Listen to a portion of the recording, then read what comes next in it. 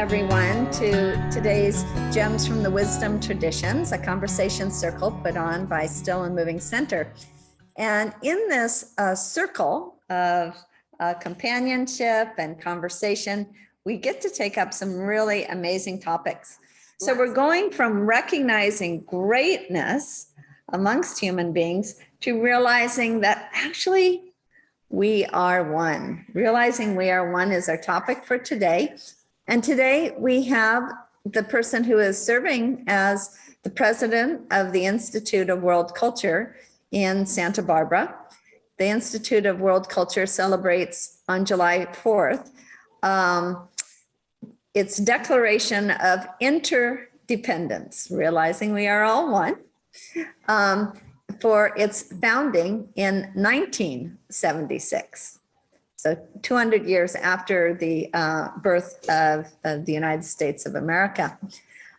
Carolyn has been a longtime professor at colleges in Southern California, where she has taught philosophy, history, women's studies, some religious studies, and current events kind of topics.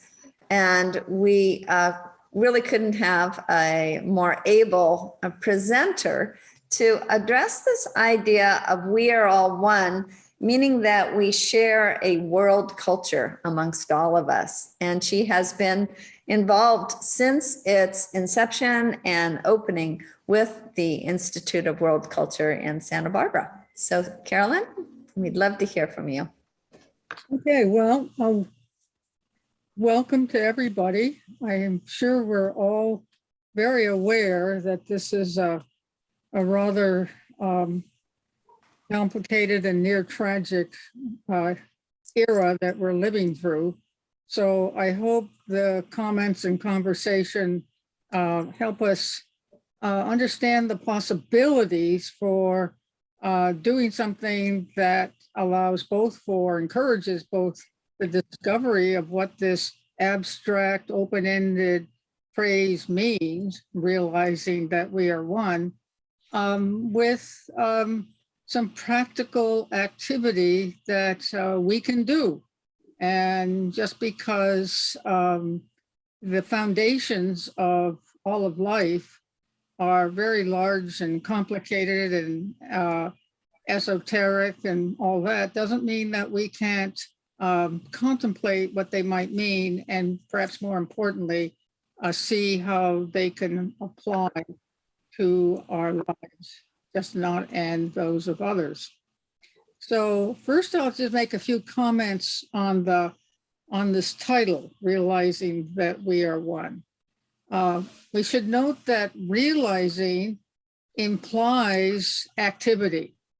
This is there's a process that's going on when we're realizing something, and that might be understood as a consciousness of awareness, because in order to realize whatever it is that we're realizing, we're going to be aware of something, and that this means perceptions from whatever level of consciousness we might be at, perceptions that expand our knowledge, help us or can expand our knowledge, expand our sense of not just who we are, but what exists and how is it working and how is the great karmic law affecting things.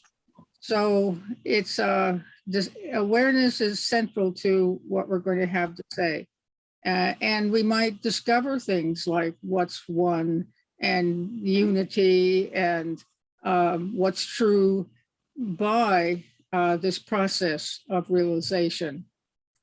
The we is pretty inclusive. And, what kind of we? The we of a community, the we of a family, the we of all mankind, all human beings. We could, but we're not going to try, say, well, part of the we of the animals, the plants, everything that exists. But we're just going to keep this focus on the existence and life of human beings. And with that, and that includes recognizing that the we might be contain a great deal of diversity, even tension, but also inclusion, discovery of what we share with others. So we might give some thought to that. Now, the one is certainly abstract, and we want to stress that it's really up to each one of us to think about and discover what one or oneness there is. You could say that what the one refers to the most, the source of all that exists, including all 8 billion plus human beings.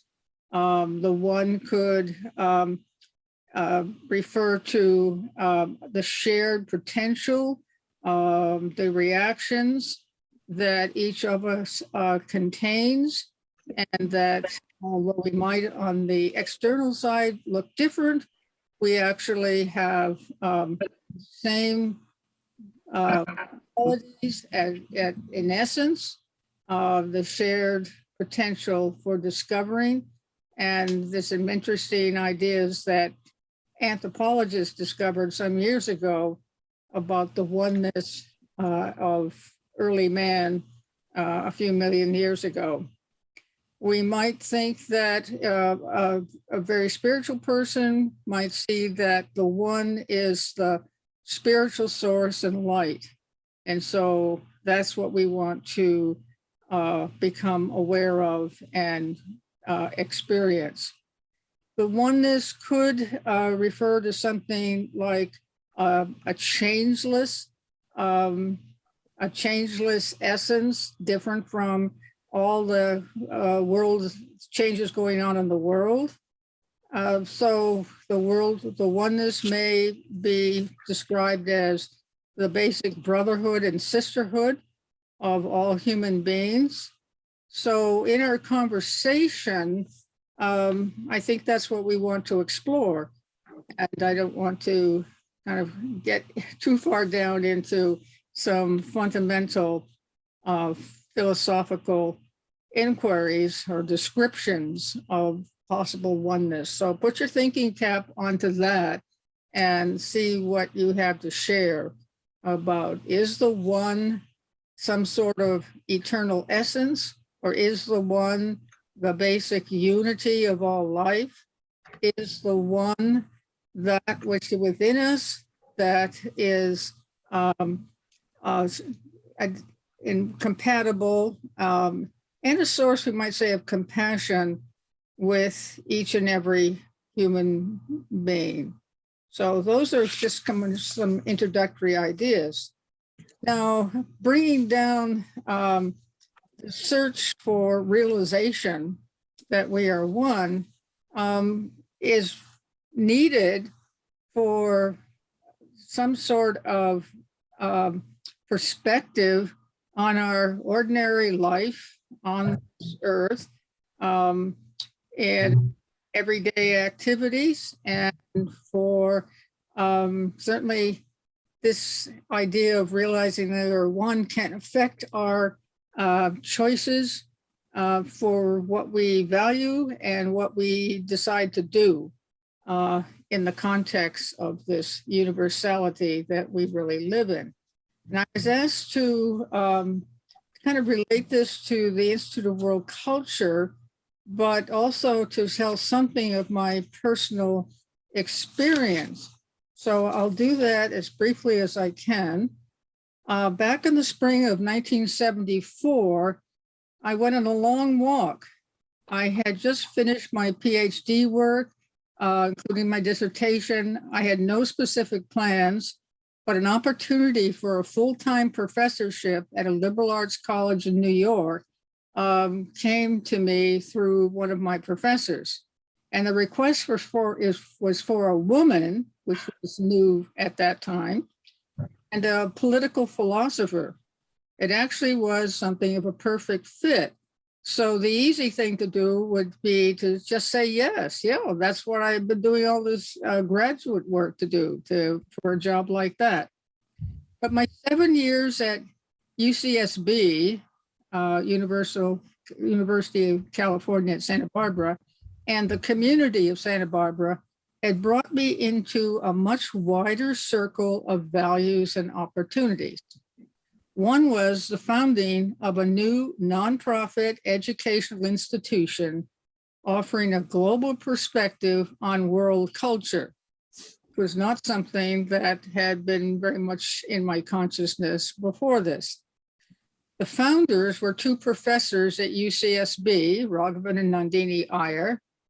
Their intellectual and moral commitments had led them from India to Oxford to the US and then to settle in Santa Barbara. They offered a global and historical range of ideas to support a new vision for transformation in the current climate of conflict, negativity, and a number of other problems.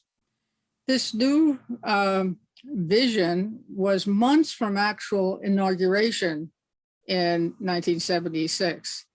About 10 or 12 of us had been meeting as a kind of committee every Saturday to talk about what the aims could be. And the Declaration of Interdependence is a fruit of that effort. But we began to have a vision and very excited about it. And of course, inspired by the Ayers to think that, maybe this is something worth understanding. We had no building, no money, no members. We just sat around several Saturday afternoons, but out of it did come not only the Declaration of Interdependence, but the plan for a nonprofit educational institution. The question for me was, should I stay in Santa Barbara and work for the development of this embryonic vision that didn't have any real existence yet on Earth, so to speak?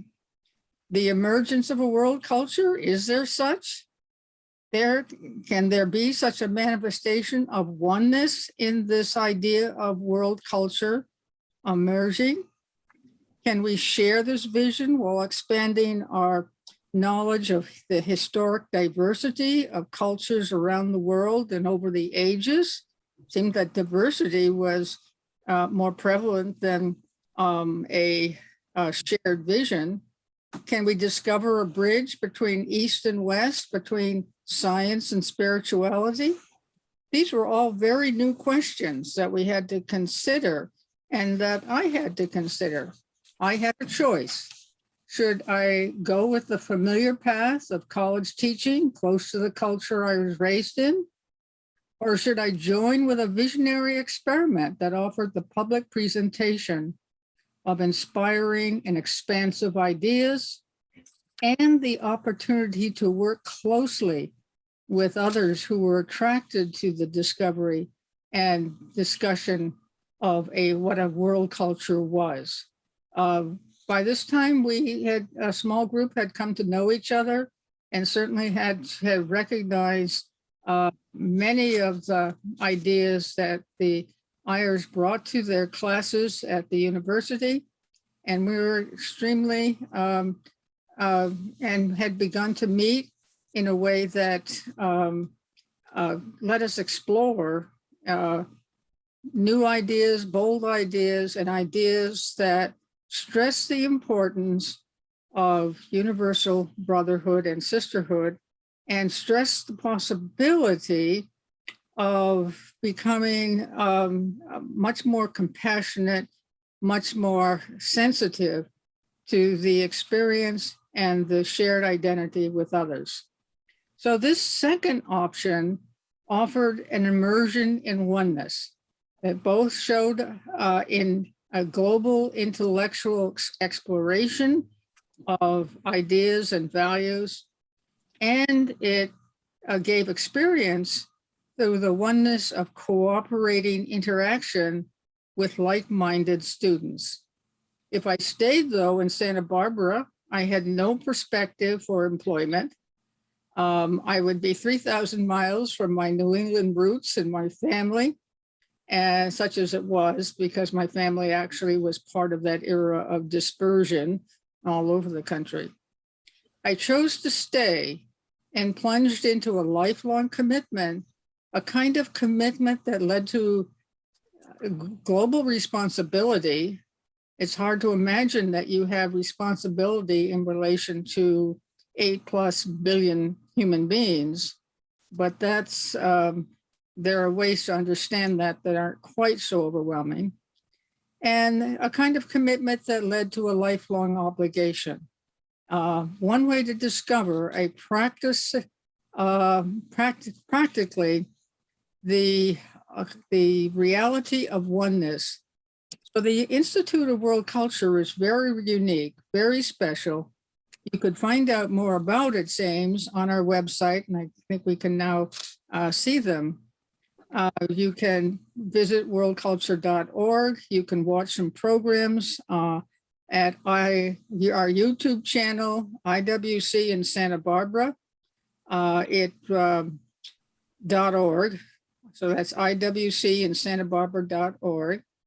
And we had a marvelous founding day address, as we do once a year, just today, on Thomas Paine and his vision of transformation and a republic of conscience, which is one of the phrases used in the Declaration.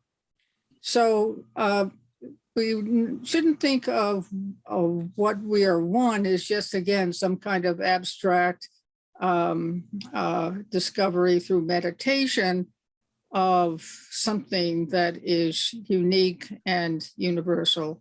We do have opportunities to actually engage in activity, in this case, the programs of the Institute of World Culture that give us clues, give us an opportunity to practice oneness, to cooperate, to learn from each other.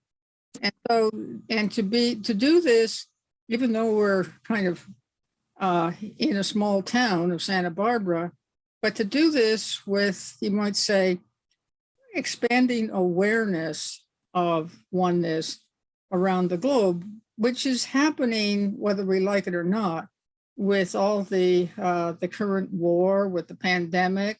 Certainly you could say that the last 3 years in the United States and around the world have required us to recognize that indeed we are living lives that are very much shaped by the reality of oneness. So let us just look at the Declaration, if we could, and then open it to discussion. All right, so just, unless you'd like to read the whole thing, but this, you could see this is what we are dedicated to, and this is as a path to understanding oneness. So the first one, to explore the classical and Renaissance traditions, somebody's made this quite small, of East and West, and their continuing relevance to emerging modes and patterns of living. So that just opens up the scope of awareness that we can develop. And since it is 4th of July soon, we'll read the second, to renew the universal vision behind the American dream, the universal vision behind the American dream, through authentic affirmations of freedom, excellence, and self-transcendence in a evolving republic of conscience. So think of what a difference it would make if numbers of people read and thought about and tried to explore and practice this aim in the current climate. It doesn't take everybody, but it takes many people to embrace this. If you want to read more and ask questions about more, but I wanted to let you ask more questions, whether you, some way in which you think oneness is a reality that we can come to realize and to use in our daily lives. And in this case, it certainly does imply that we must, in some way, engage with others in thought and in practice. And actually, American history is full of organizations that have, had a vision, put it out there. You could say that the Constitutional Convention produced such, but beginning in the mid-19th century, there were just countless numbers of what we now call nonprofit organizations, NGOs, that either formed to provide service to others, the poor, the more recent immigrants or whoever, and right through the challenges of the industrialization and all its kind of wreckage that it produced, as well as its benefits, and through all the efforts in the 20th century, like during the New Deal, that attempted to revise and expand what we understood civil society should be like and how we should support it. That's a whole course to kind of examine the ups and downs, you might say, of the American dream. For me, I think that ninth one seems particularly relevant, perhaps to what we are endeavoring to do in Gems from the Wisdom Traditions. I wonder if someone who can see it, actually I have it, it's in our Still and Moving Center Almanac today, to assist in the emergence of men and women of universal culture, capable of continuous growth in nonviolence of mind, generosity of heart, and harmony of soul.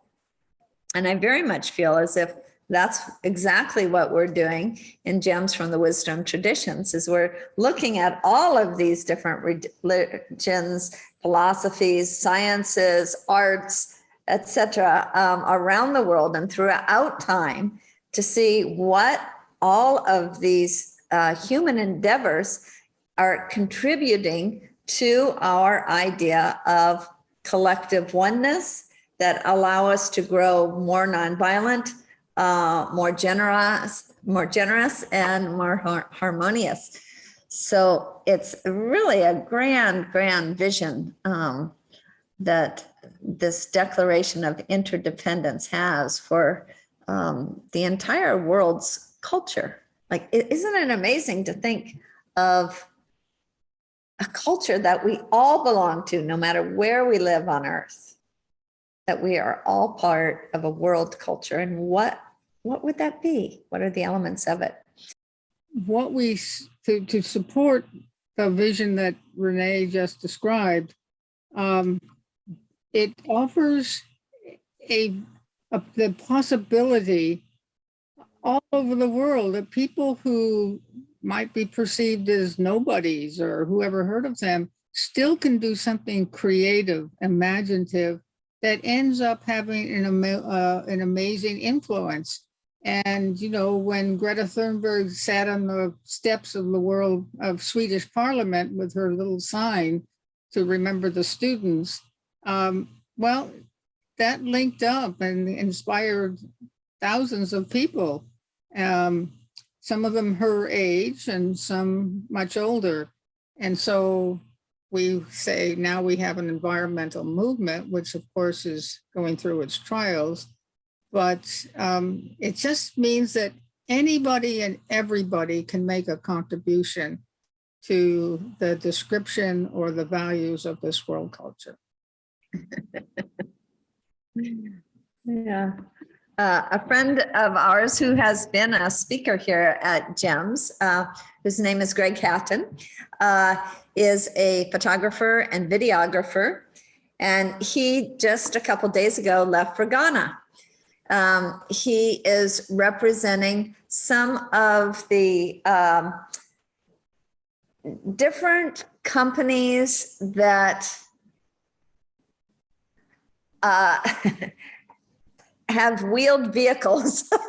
That's about the closest I can put it. And he is going to a village where a young boy took his mother's sewing machine and converted it into a scooter because he was so concerned about the elders in his village who were not able to get around. And he wanted to find a way that they could get around. And so he has this sewing machine powered scooter that is doing that. And somehow we are a connected enough world that it's been known. So they are going to be taking this scooter and bringing it to a special museum of vehicles in California. I hope that they're going to be leaving behind a number of scooters that the elders of that village will be able to use once the sewing machine powered one is gone. But isn't that wonderful recognition of the shared culture that we have, that such a thing can not only happen, but be known and celebrated? I love the work that Carolyn's been doing for all these years, since the 200th anniversary of our country. I have just to throw out an idea that we're not going to get to any of these goals until we really understand and live by the fact that we are connected to each other energetically, that we really are what the ancient wisdom says in every tradition, that there is a universal energy that you call Keakua or God or Allah that we're all connected to. And if you look at that, it's very consistent with quantum physics and the idea that everything is a vibration.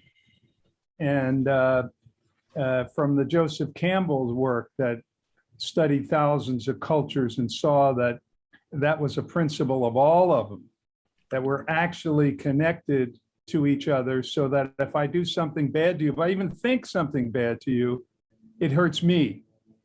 Because my experience is people need to take care of themselves, and it's only when they realize that shooting you in the foot is shooting me in the foot in a real context that we'll be able to move towards those goals in a meaningful way. And so I think how we get there, I don't know. You know, the ancient traditions have said it for over 5,000 years. Jesus said it, Muhammad said it.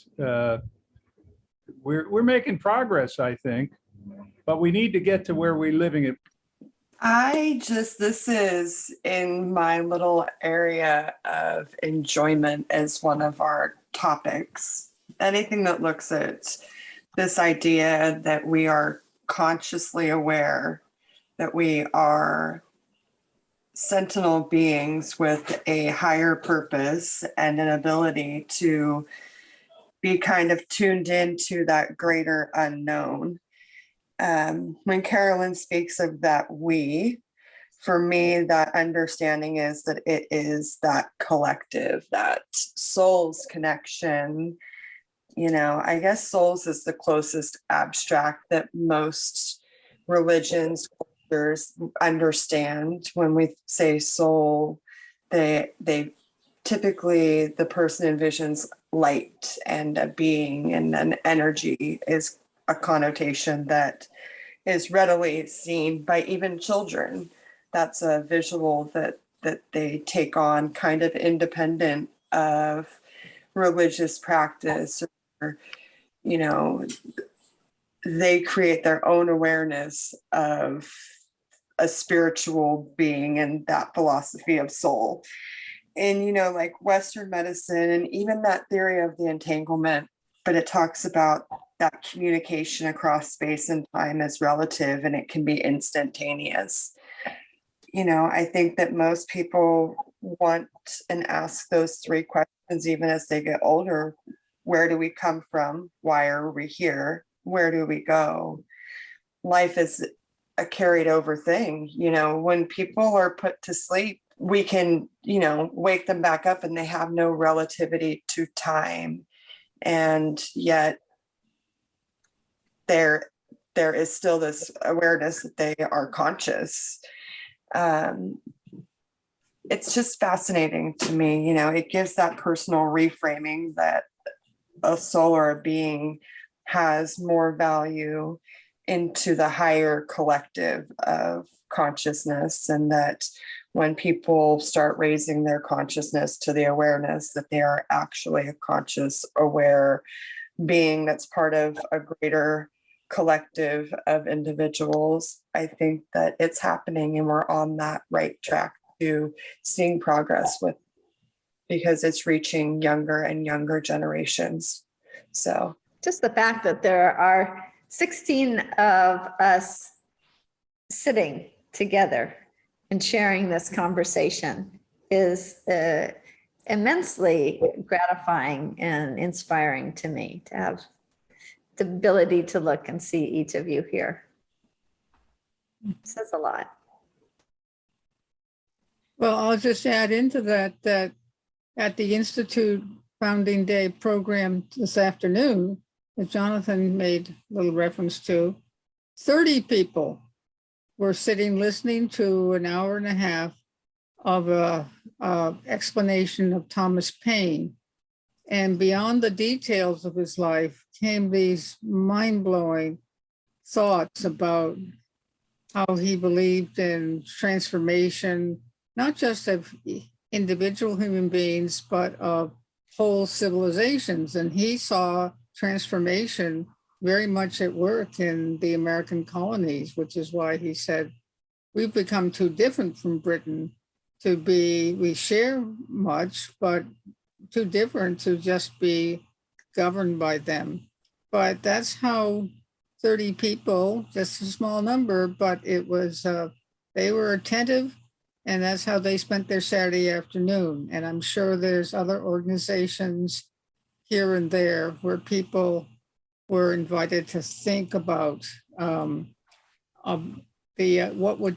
it would take to actually improve the quality of thought and life in this country, as well as around the world.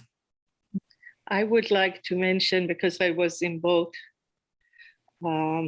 fantastic talk, I would like to mention that sacrifice is a big part of change and transformation. We saw that Thomas Paine, he sacrificed a lot for the changes he wanted. He took risk. So a common denominator is that Carolyn also had to risk and sacrifice. I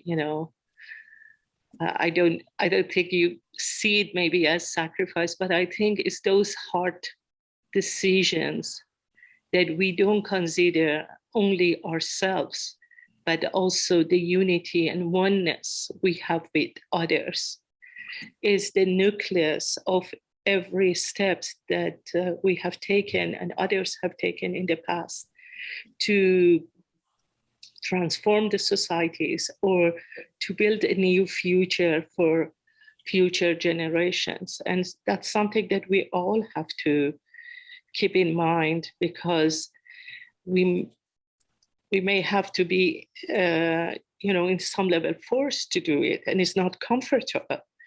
It's not an easy decision to just forsake yourself or forsake, your own security and safety.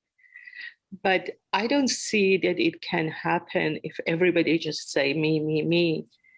We have collectively to become aware that love means we and not me, and can create the changes we want. Thank you. It sounds like realizing unity has more to do with realizing the unity that already exists energetically than creating an artificial unity. Could you comment on that, Carolyn, and tell me if I got it wrong or if I got it right, how that might be? Well, the word I like to remember is discovering, because that's what this process requires. And that's what we can actually get very excited about. And certainly if we connect with a teacher or teaching or a video or something. So I think you're quite right that discovering or experiencing interdependence. I mean, how do we feel when we get into a conversation and begin to make a new friendship? It lifts us up. We're very excited. And maybe it will just be a once in a lifetime conversation, or maybe we've begun a friendship that will last over decades. So yes, discovering what's there. I have one of my ways of relaxing kind of towards the end of the day is to watch nature programs and learning all about zebras or whatever. And they have the same task to discover, yes, how to survive, how to get along and all that. So I think discovering is there, but it is also the case that in endless change, I didn't really bring that up very much, but, hold on to your ears if you want. Constantly there is change. We know that with the seasons, the weather and all of that. And so some things get destroyed or lose their value. But other things need to be discovered, whether it's think of nonviolence. Was nonviolence in the vocabulary of all of us 100 years ago? Not that I'm aware of. But now it's a well-recognized term. We may have trouble practicing it, but we do have to create. We have to create new thoughts. We have to create new feelings. We have to create new institutions. So we do have to create new, if you will, things. And so we can't just go with what we'll discover as already existing. And even take something like the Declaration of Independence. Every one of those aims is an invitation for creating ways to understand it or to practice it. So what we learned, what awareness we had, there's always room for expanding or transforming that awareness. And so it's really both. But remembering that the unity of life exists, and if you can just, and the law-governed aspect of karma, yeah. So it's not like you're swimming around in a mess. I mean, even if you watch a good astronomy program, you can just and see how much order there is.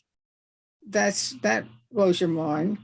But on the other hand, we're not just kind of victims of what does exist or has existed.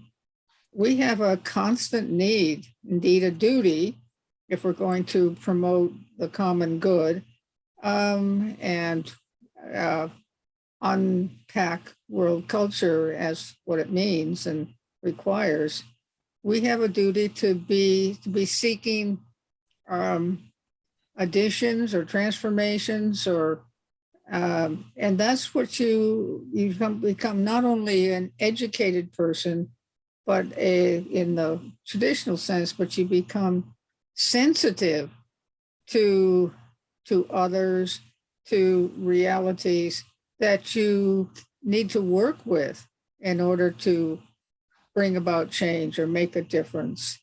And we know how hard it is to understand human nature. Anyone who says, oh, I understand human beings, they're all kind of wobbly and whatever, or self-interested.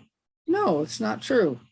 But it's very hard to really push through all the junk and come to perceptions that are really a good bridge between what has existed, what does exist, and what might exist.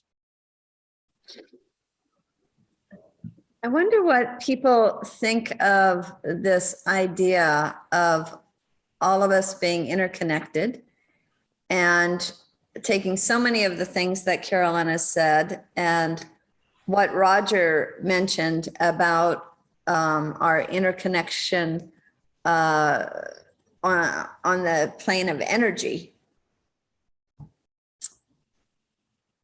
And what kinds of differences we could make in the world because we are all interconnected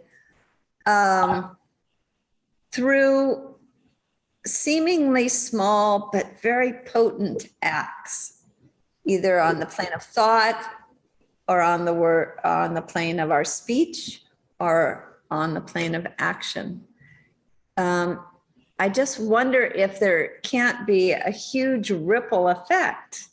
You know, when we talk about, you know, the fluttering of a butterfly could affect the weather in another part of the world. I mean, the fact that there are 16 of us ideating on this very important subject, and evidently there were 30 people in Santa Barbara ideating on a similarly important subject. Couldn't that make a big effect that, you know, a bunch of, you know, just vacuous texts going out of people's thumbs doesn't really have, is when we have really strong intentionality behind what we're doing, and great heart behind what we're doing.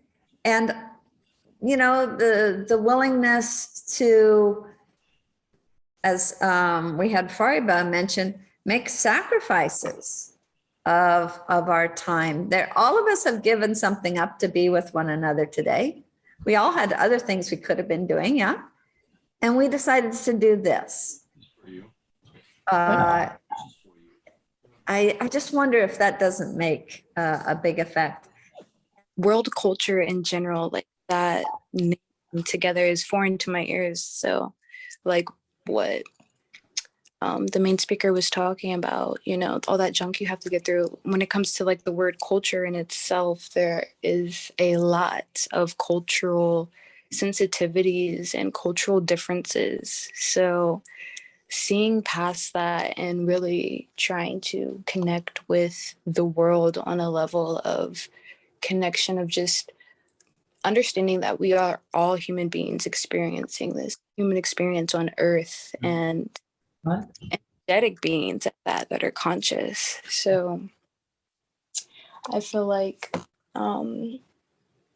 reverting back to that oneness and that worldly culture is very, like, I feel like it's a great thing to promote right now, especially in all of the different things that are happening throughout different cultures that are very big, and how it affects, you know, the collective and their people and all the people, and how that affects, you know, the energetic being of our world. Mm-hmm. And if we, you know, if that was promoted more, I feel like that oneness, that, you know, world culture, then yeah, like you said, even a little bit of your conscious power that we all have, if it's transferred just even a little bit to, you know, that oneness, then that can be like very powerful and very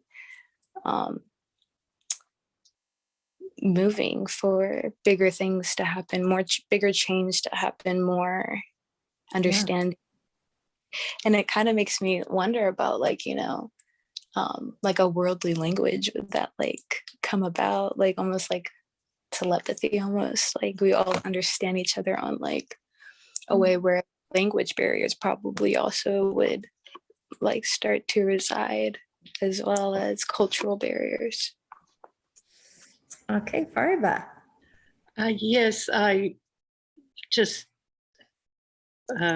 what you mentioned and Roger and also Polly mentioned, they all come together in Rumi's, the essence of Rumi's poetry, because he talks about understanding our inner state.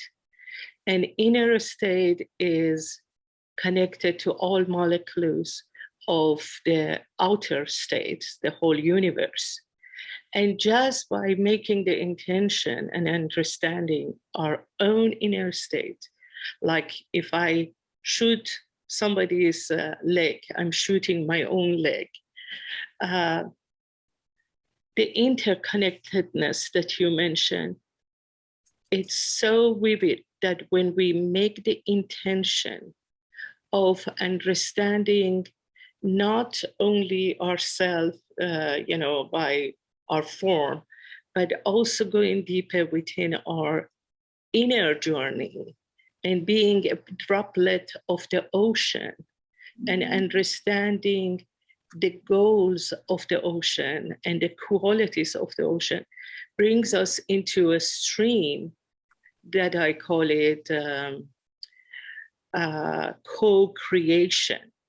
So, and also can be called God, because we are the co-creator, and with our intention and feeling the whole molecules of the whole universe, we can become harmonized. And each step toward the harmony can be like each nonprofit or the child that you mentioned, helping the grandmothers. These are all taking a step towards solution and harmonies. And I believe that's powerful if we can tap into our own heart and see what is the most important aspects and come from there. Mia, so great to see you. Oh, thank you. Yeah, you can see me. Great. There Now, we I just wanted to talk about the body is created, and everyone's body is created from the same genome. And we go right back to the very first creation on Earth, and our bodies have memories that go back to the very first bacteria that emerged from the pool of mud, And so I think everyone, talking about everyone shares that memory, and we can access that memory in very different ways, but it's always there. We can be numb to it, or we can shine our awareness into it. And I think when we become aware of that memory of where we really came from, not just from the womb of our mother, but really from the womb of the earth and from the universe, the cosmos, then we can really be aware of something that is way larger than what we've been taught to be aware of. And it's incredibly opening and beautiful. And I think that when one can open up to that, we can really feel the beauty of life and of everyone who's around us, and kind of become vulnerable and just understand that we're all coming from the same place. it's not even just oneness. It's just, we're all coming from this place that's even like incomprehensible, and it's incomprehensible, but just so incredibly large and beautiful. And you start to see the souls in everyone, and it's just beautiful. That's kind of what I want to share about this. I mean, I'm a body worker. I've done, body work my whole life. A dancer, an artist, and I just kind of live in that space. And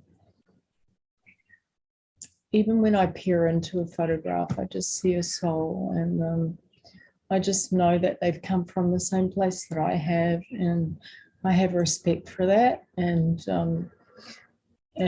so I kind of bow down and give gratitude to everyone that I meet, and find where they've come from and their beauty, and love, their love, because I think that's what life's all about, just love and light. And why else should we be here on earth?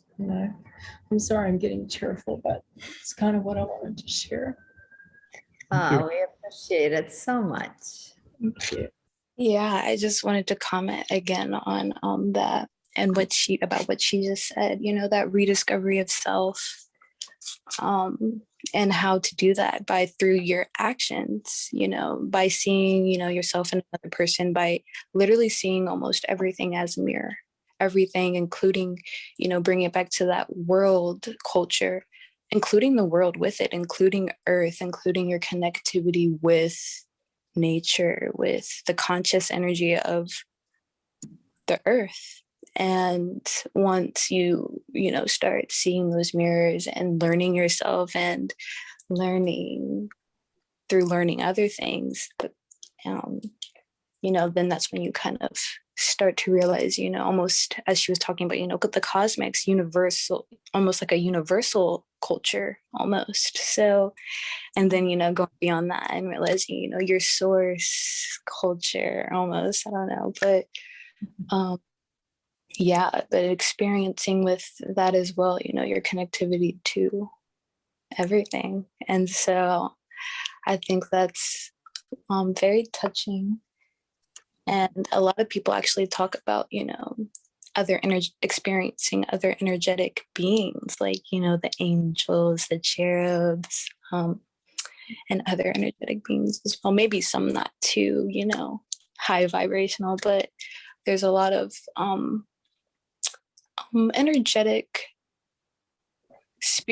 energy with spirits as well, that I feel like we all should be a little bit more conscious about, considering, whether that's, you get a sign from one of your loved ones that just passed, or you're getting scared from a door opening in your room or something. But whether, just opening it up a little bit more to,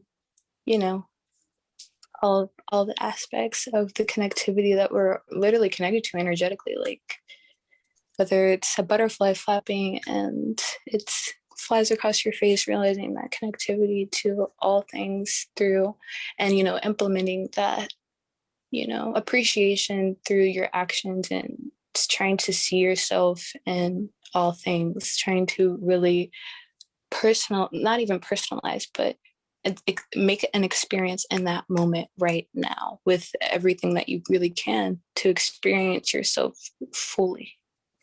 I'd like to read Jose's comment in the chat. I think that the biggest hurdle people is to jump, or for what they think is big, is not being an individual anymore in the sense that they've been taught, but to be an ocean in a drop, instead of just a drop in the ocean.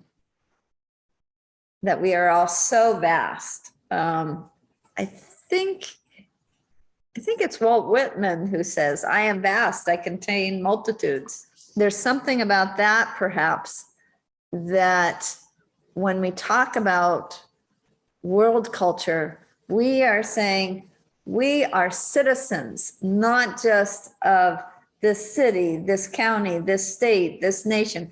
we are citizens of this world.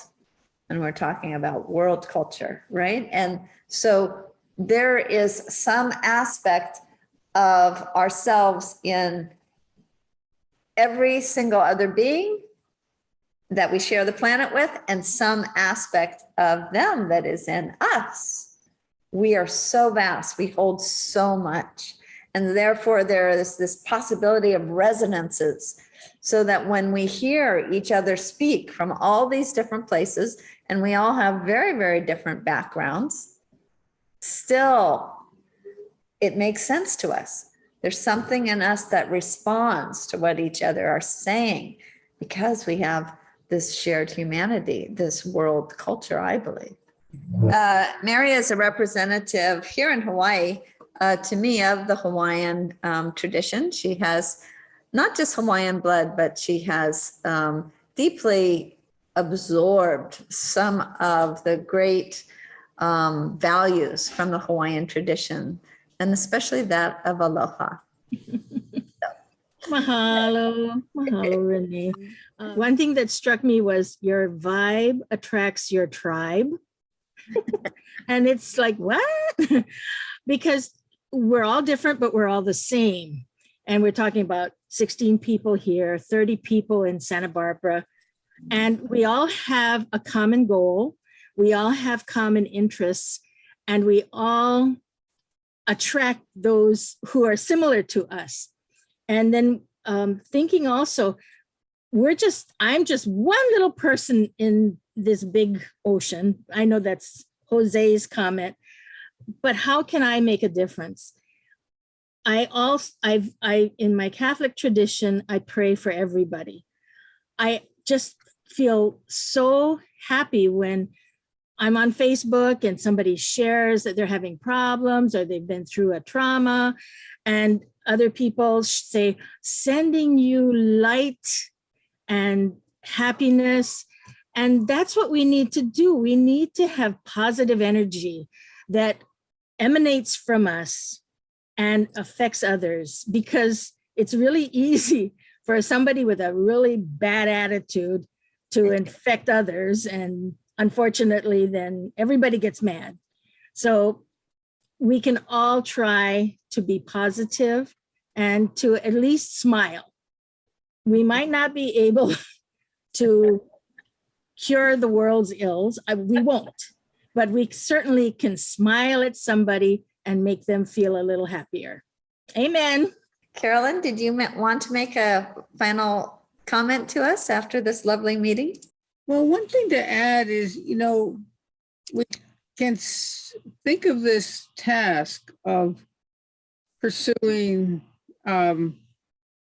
a larger vision of the world and its peoples, its traditions. I mean, I would really recommend you study some ancient history so you can see how long-standing is the search for how to live. But I also would remind you that when we meet other people here and there, when we travel or whatever, it's totally enjoyable to hear other people's experience or values or whatever. I can remember some, just once, and waiting in an airport waiting room, there was a couple sitting next to me who had moved from California to Arkansas and then went to India for 6 months of the year to work with an NGO for reducing poverty. And it was just like also new and different. So there can be joy in this enterprise of joining, participating, encouraging your understanding of a world culture. I just want to reiterate the reverence and respect and gratitude that people have already articulated. And I'm really grateful for Carolyn describing those amazing days, apparently, of the ideation that went into those Saturday night get-togethers of those 12 people, more or less, who came up with those amazing, brilliant goals of the Declaration of Interdependence. And then it wasn't just a pipe dream, but it came into something, and it has lasted through so many years. And I'm also very grateful to Carolyn that she didn't go teach at the University of New York. But I think that it bespeaks of something very deep, actually, that everything that Carolyn was talking about discovering and realizing the unity and oneness, as Farba said so well, it really comes down to sacrifice. And that the beings who have done that in this world, who have actually realized the unity, it wasn't just in terms of actually putting that into action, became quite the sacrifice, but a joyous sacrifice that has been pointed to, because think of all the joy that Carolyn has experienced with all these people in all of her life, that and how much joy that she's given. And so she's really an exemplar of what the theme of this meeting is. And I'm also thankful to Carolyn and Renee and everyone for creating what I would call a safe space for this time period for people to release their most tenderest, most beautiful, most soulful insights. Where else can you actually say these things in public and feel them with all your heart? And that is something that Carolyn has created, and that what Renee has created all along for this beautiful gathering of these beautiful people. Oh, thank you. And I'd like to thank all of you I learned so much from your comments. So they were beautiful comments and very insightful. So I'd like to thank you all for that.